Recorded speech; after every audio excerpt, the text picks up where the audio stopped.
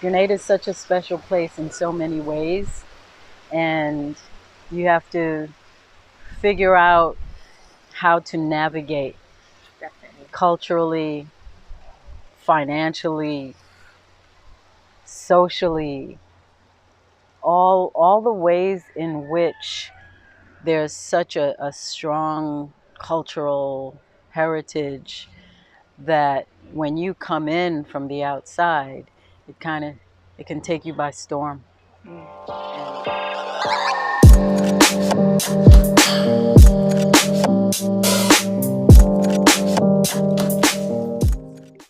If you're thinking about where to stay in Grenada, Sankofa Sanctuary in Springs is definitely a destination that you need to discover.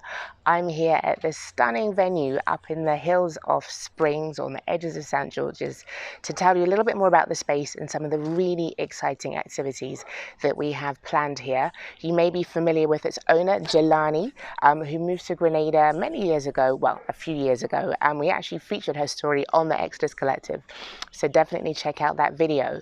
But today I'm here. The property has come on leaps and bounds, and Jelani has such an exciting vision. So actually, this is one where you don't need to see me. You need to check out this space because it is absolutely to die for. So let me give you a little tour of this space. As I said, it's called Sankofa, as you can see from the wonderful hand-painted sign. And Sankofa is actually a Ghanaian word, perhaps Twi, that means to return. And this definitely is a hell of a place to return to. There are a number of properties here, whether it's a studio apartment, lower below there's another one behind those railings that you can see there. But check out this view. Isn't it absolutely stunning? The amount of nature, it's just absolutely beautiful. As you can see, there are a few workmen in the background because there are still some finishing touches being made. But yeah, let's see if I can zoom out. Check out those palm trees. Isn't it stunning? I think I might actually shut up so you can hear the nature in the background. But this is Jelani's family home. She made the decision to come back from New York, actually before the pandemic, and to restore it to its natural beauty. But it's just hard to put into words just how stunning it is. And what's beautiful is that she's not just looking to keep it for herself, but she really wants it to be a space for other folks who are looking to make their journeys elsewhere, to come, to recuperate and to recharge, and to basically set about creating new lives for themselves with intention, and a sense of grounding as well. And look, take a sneak peek at this. Isn't this pool stunning? I'm going to try and see if I can zoom out. There you go, in its full glory. And check this out. Right? Pretty stunning.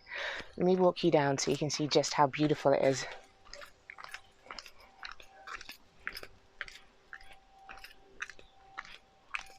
There you go.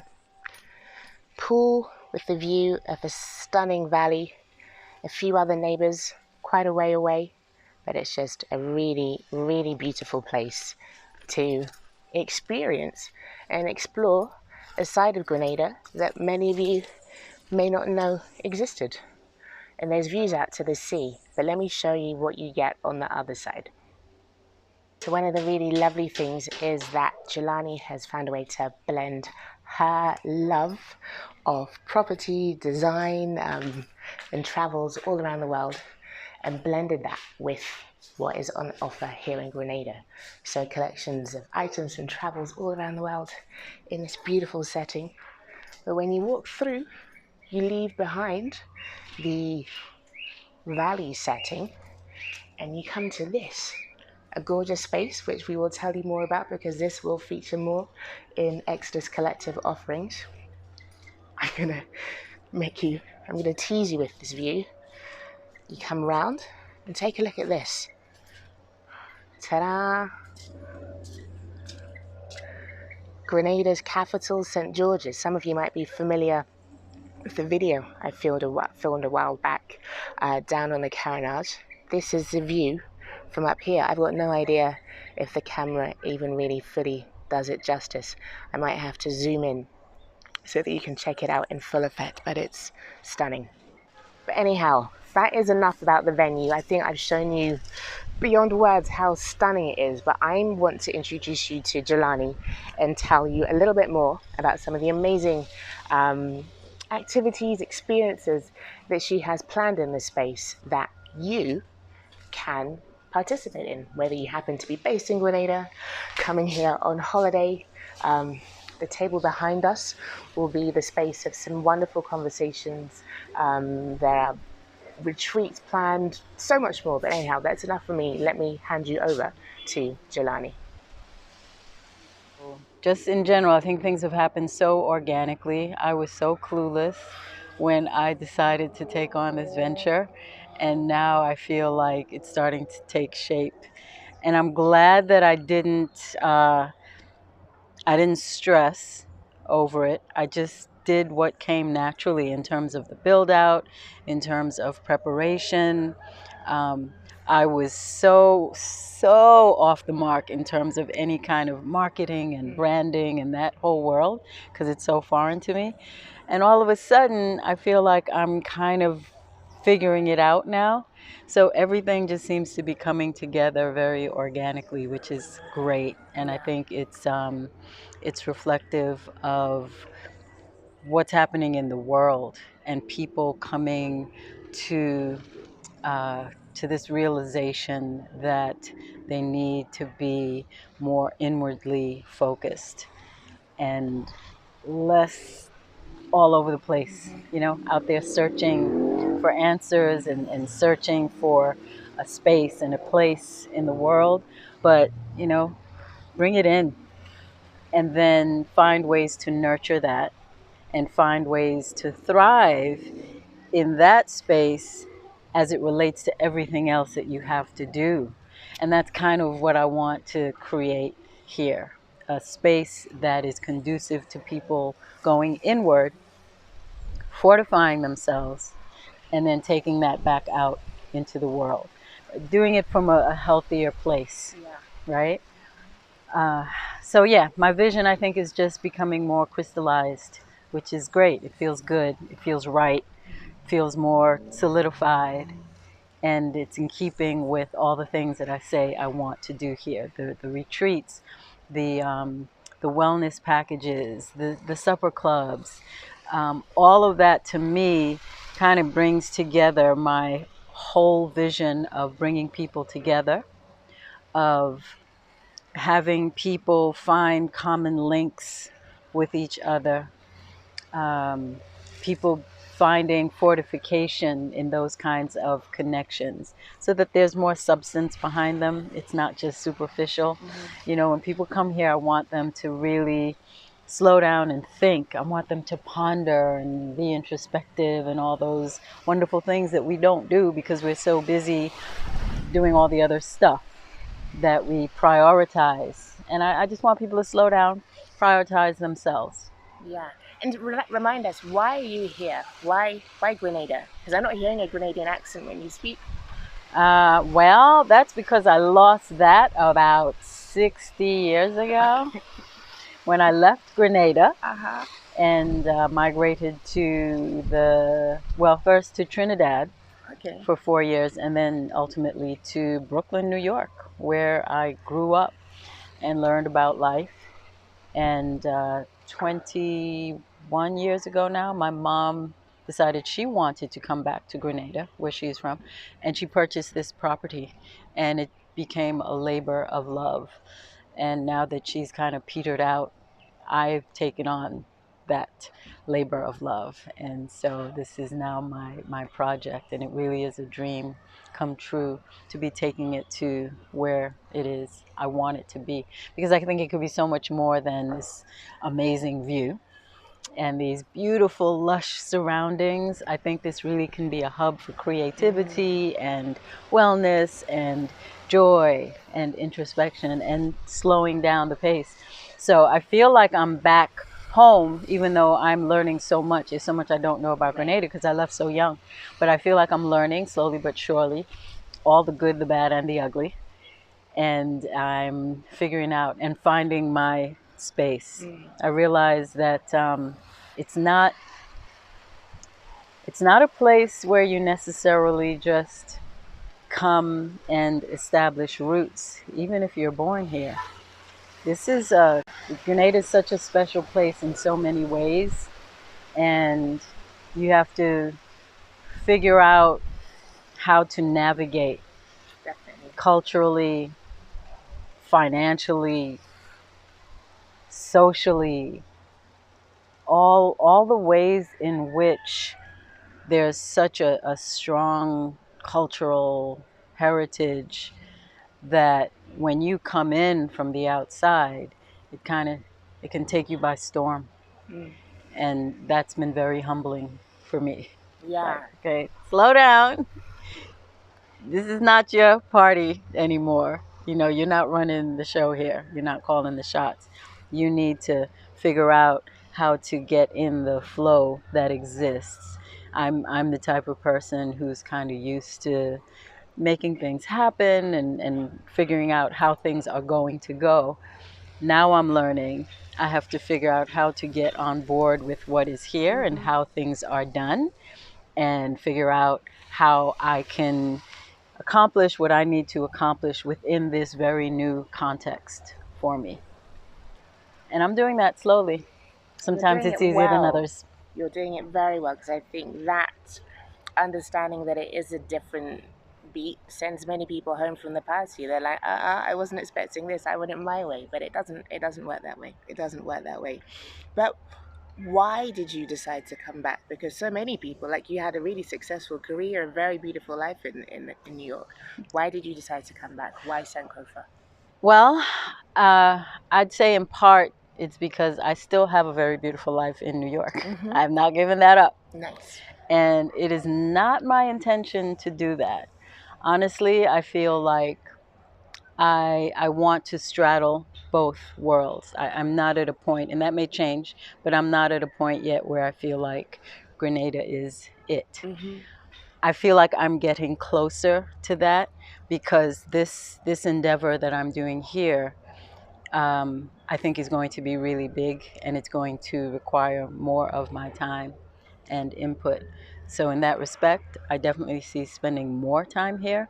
But I have a grandson in New York, and I cannot be away from him for but so long. I always feel it immensely when I'm gone. So that, if nothing else, that's my anchor back there. So I will be going back. But my mom got this property about 21 years ago, and it's been a family home. And about 6, maybe 7, the time is flying so fast now. 6 years ago, I had a different vision for the space because I feel like it was being underutilized. And so I thought, this place is too beautiful. It's too amazing to just sit dormant for such long stretches of time. And so I had this brilliant idea of creating this health and wellness space because to me, the place just speaks of calm and serenity and peace. Even though it's in such close proximity to everything, literally a stone's throw, when you're up here on top of the hill, there's just a feeling of extreme calm. And I thought this can be something that other people can benefit from. So that was the birth of Sankofa Sanctuary. And since then, I've been doing add ons and building out and refining and upgrading and making it that place that others can come and feel more comfortable. Um, and I wanted to be a bit of a part of my legacy since I am from Grenada and left. I wanted to feel like I was making some measure of a contribution. Uh, it's a little tricky in that because to an extent I feel like I do speak a different language and my approach is different in many respects. So I'm still figuring out how to bridge that gap. But I think there is something here and I'm gradually figuring out how to shape it Right. so that it feels accessible to locals, because I don't want to just focus on the foreign market.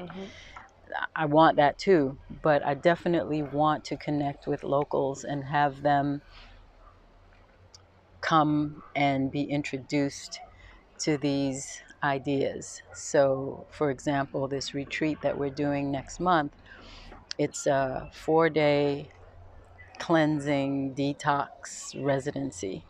And for me, it's like, oh my God, this is the most amazing thing in the world, right? I would go in a heartbeat. But I'm learning that people who are local may hear that and think, what?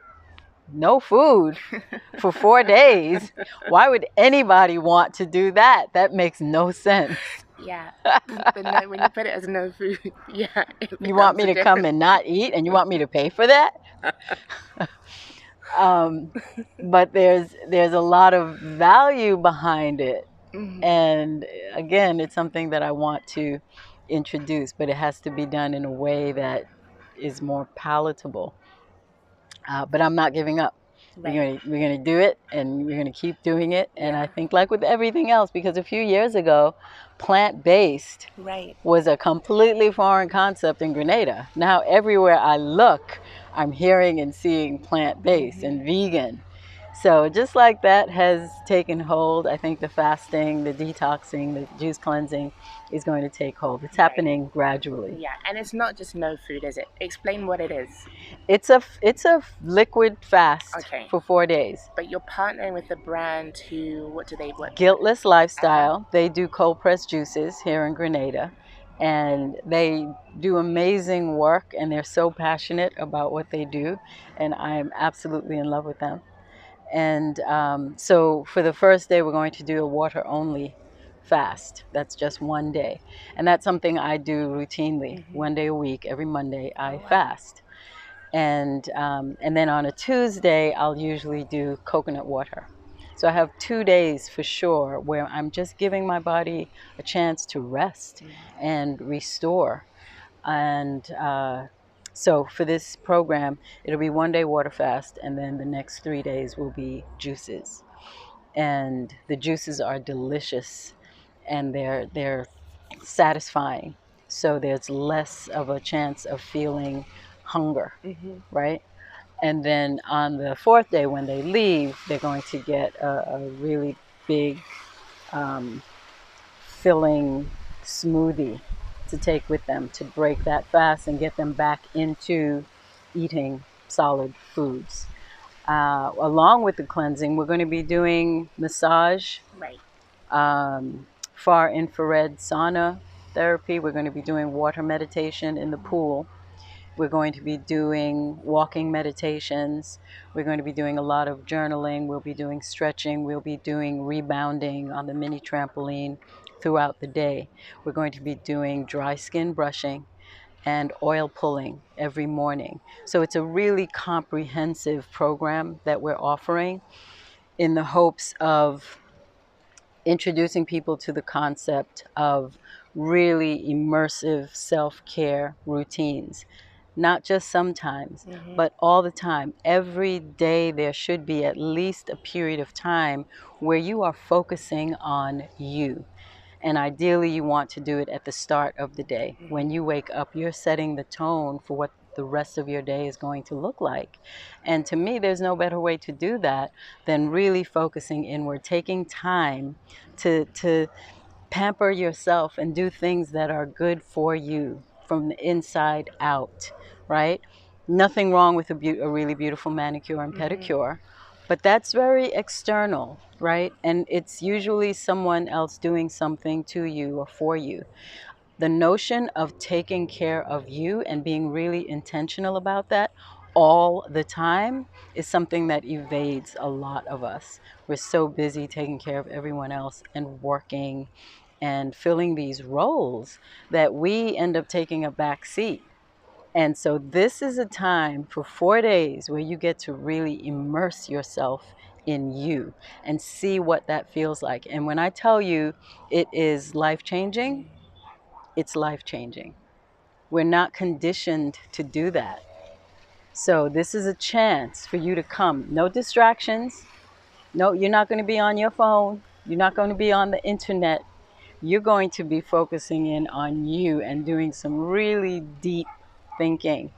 We're going to be having many conversations where there will be questions that you have to answer. It could be just to yourself. You don't even have to speak it out loud. But we don't do that. We're so busy moving and running and making things happen. We don't stop and contemplate. Why? Yeah. There's so many whys. Why am I even doing what I'm doing? Why am I working at this job? Why am I in this relationship? Why do I eat this way? Why do I not eat that way? Why? And then the biggest question is going to be, what is your why? Do you even know what your why is? Why do you work? And most people will say, well, I need to make money so I can pay my bills. And, I'm saving to get this house. Why do you want the house? Because everybody needs a house. And yeah, but why? Why? And that's going to be consistent throughout. Why? Because I want people to really think and focus and have answers for themselves, because maybe you'll find that your answer is falling short. Yeah. Right? And we don't have many opportunities to do that, to really stop and focus inward. That's true. And even in Grenada, I think for folks overseas watching, think, oh, Grenada, it's paradise. But even here, it's very easy to be busy. Oh, Very, very easy to get lost in busyness. everybody in Grenada is busy. Right. I've never seen anything like it, and I come from a big city. Everybody is busy. They can see you next week. Maybe. God's will. God willing. No promises, but God's will. I'll see you next week. Yeah. And there's nothing wrong with that in and of itself. But I think that it's important to slow down. And, not to say that doesn't happen here, because it is one of the things I appreciate about Grenada, that they will take time to stop. Definitely. Right? Yeah. Like, I find a lot of businesses don't open on a Saturday, like food establishments. I'm like, how could you not open and you're selling food? That's the weekend is your, busiest time. But no, Saturday is rest day. And so they're not going to work, period. Yeah, and I love the idea of having some intentionality behind how you move through your day, how you move through your week. And it's so much more than not eating. The eating in some way. Like, you realize how irrelevant that is and how important everything else is. Yes. Thank you for saying that, because that's a major driver with this program. The fasting is an aside. This is not primarily about fasting. The fasting is a vehicle to get to where we really want to get to. And that is being centered and connecting with your inner core, the source that is you.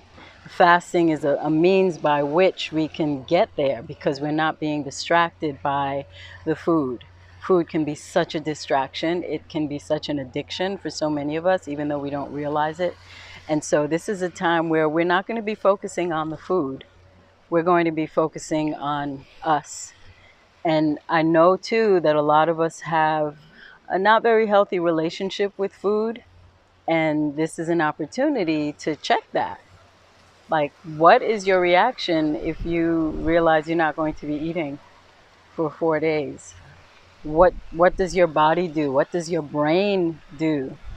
And do you need to kind of recalibrate that, right? Because after you fast for a while, you come out with a whole new appreciation for food and your relationship with food. It does some things to you, mostly good. So that's going to be interesting to see how people respond at the end of the program. I'm optimistic. And the topic that we've chosen, the theme that we've chosen, is cultivating joy. What does cultivating joy look like for you here? It means just what I've been saying, and that is stopping and taking time to center yourself and really contemplate, what does joy look like for me? What is my definition? What are the things that bring me joy, and let me connect with those things. Let me connect with myself enough to be able to identify those things. Because once I do that, I can make any alterations that I might need to. Because just from my own observations, I've seen people in pursuit in their lives of things that definitely don't bring them joy, but there's a sense of, this is what I need to do. This is what I'm supposed to do. And then when asked, they get stuck. Like, well, I don't know. Well, I have to work, right? I have to, yeah. But do you know why you're working? Are you happy with what you're doing? Isn't that the whole point? Isn't that why we're here? To be happy? And I think that's evaded a lot of us. And it's time we come back to that. We go back to that child that's in us that knew all about joy. When we were children, we had unbridled joy for the most part. And I just want to stop and have people consider, what is joy to me? Because what's joy to me may not be the same as what's joy for you. But have you even thought about it? And what steps should we be taking to put us on the path to attaining that joy? But first, we have to be able to answer the question, what is joy to me? Yeah. And the cultivating part is then, once you identify what that looks like to you, what shifts might you need to make in your life to align you with that pathway to joy, other than what you might be doing right now. But if you never answer the question, then you don't know. You're just kind of out there, you know, taking your chances, figuring it out as you go along. And you might get there, you might not. You know, you might live your entire life never experiencing that joy. And I think in some cultures, it's easier to be very vague about it because we're not conditioned to be thinking along those lines. Yeah. Like, what are you talking about, joy? I ain't got time for that. I got to get food on the table. And I don't think they have to be mutually exclusive. I think we can work hard and provide for our families and still be in pursuit of joy and bliss. Yeah. It doesn't have to be one or the other. So I want to have those conversations. I want us to get clear. What is joy to me? And then, you know, we can take it a step further, because sometimes our idea of joy is based on something outside of us, something that somebody else has decided, like this car is the goal, because that car is what's going to bring you joy. And so some people spend years in pursuit of this car or this location. If I get a house here, then that will bring me joy. And I think we're on the wrong track when we do that. Not that there's anything wrong with having a nice car or a nice house by any means, but is that the end all and be all? Is that house going to bring us joy? Or do we need to bring joy to the house? Yeah. And if we're standing in a place where we can bring joy to the house, that means any old house will do. Whatever the house is, we're going to bring joy because the joy is within us. We're carrying it here. And so the goal is to cultivate that. And it's a feeling. It's not a thing. Joy is not a thing that is outside of us. It's a feeling that we carry within us. But because we spend so much time looking outside and pursuing things that are out there, we lose sight, or we never even realize that the joy is in here, and it's been here all along. And it's, you know, it's little steps every day. It's that taking time in the morning to love on yourself and do nice things that are good for you, and not dismissive of that thing that is the most precious thing that we possess. And that is life. That is our good health, our well-being, and nurturing that so that we're in a place where we can experience all that we have to offer out there and around us. But if you're not intact in here, then no house is going to make you feel whole. Yeah. No car is going to make you feel whole. And these are conversations that I think need to happen. We need to stop and think about these things and get clear and then go out and conquer the world. Yeah, and I think as well, creating spaces in which joy, bliss, delight, like that's your birthright. It's not a nice to have. It's not like once everything is Thank done, you. then we can get that. It's like that is what you should be feeling on a daily, because that is the feeling of being in your purpose, right? When Mm-hmm. you're in your purpose comes this Mm-hmm. feeling of being lit up. So we like realizing that it's not something that you need to apologize for, that it's not a kind of Gwyneth Paltrow goop thing. It's like the fundamental of being able to flow in the way that you're designed to flow. I think creating that shift, creating that expectation, creating that foundation that this is what you build upon. I think that's a real, unfortunately, it's a game changer. It shouldn't be a game changer. That should just be the default setting. But I think sometimes it is necessary to remind people, to nudge people, and to create spaces where they are allowed to think in that way. So, Yeah, yeah. Unfortunately, I think it's one of the deficiencies of Western civilization, of which we are a part. mm-hmm. So we are where we are, and we have to figure out ways. And to the extent that we can come to realize that that's where we are, that's what we're dealing with, then we're better off, because then at least we can start to make adjustments to our thinking and not get sucked into this paradigm that ultimately I don't think is in our best interest as human beings having this, or spiritual beings having this human experience.